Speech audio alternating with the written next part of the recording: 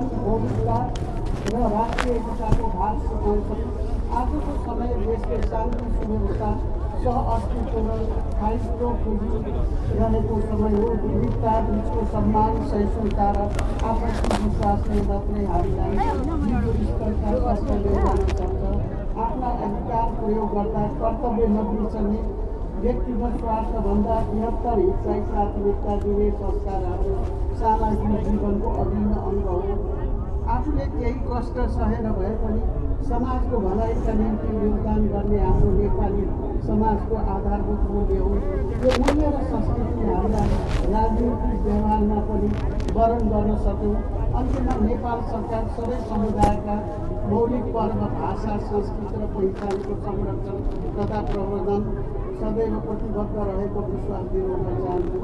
घोडा वर्षले यहाँहरू सबैको जीवनमा नयाँ ऊर्जा, उत्साह, उमङ्ग, समृद्धि र सफलताको ढोका खोलोस् भन्ने कामनासहित फेरि एकपटक सोनाम लोसार हार्दिक शुभकामना व्यक्त गर्दछु। धन्यवाद।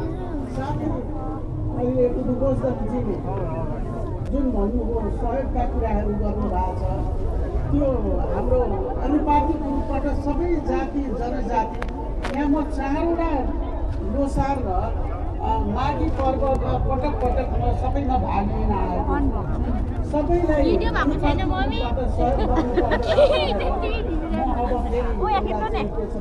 बैठक हुँदाखेरि त्यो कुराहरू म राख्छु र एकपटकलाई मात्रै होइन, प्रत्येक वर्ष यो यस किसिमको एउटा चाहिँ समारोहमा यो आफ्नो सबै कुरा गर्न एउटै जातले सम्भव हुँदैन। त्यसैले त्यो कार्यक्रममा सरकारको पनि केही न केही चाहिँ सहयोगहरू हुनैपर्दछ भन्ने मेरो पनि विचार हो र म त्यो चाहिँ एकदम दावाको साथ चाहिँ अब बस्ने सरकारको बैठकहरूमा चाहिँ म त्यसलाई राख्दछु।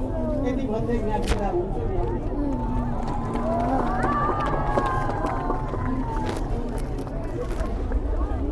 सम्माननीयज्यूलाई यो सार्वजनिक वक्तव्य र प्रतिबद्धताको लागि धेरै धेरै धन्यवाद। हामी सबै ताली बजाएर उहाँलाई धन्यवाद ज्ञापन गरौँ र उहाँलाई मायाको चिनो हस्तान्तरण गर्नुहुन्छ।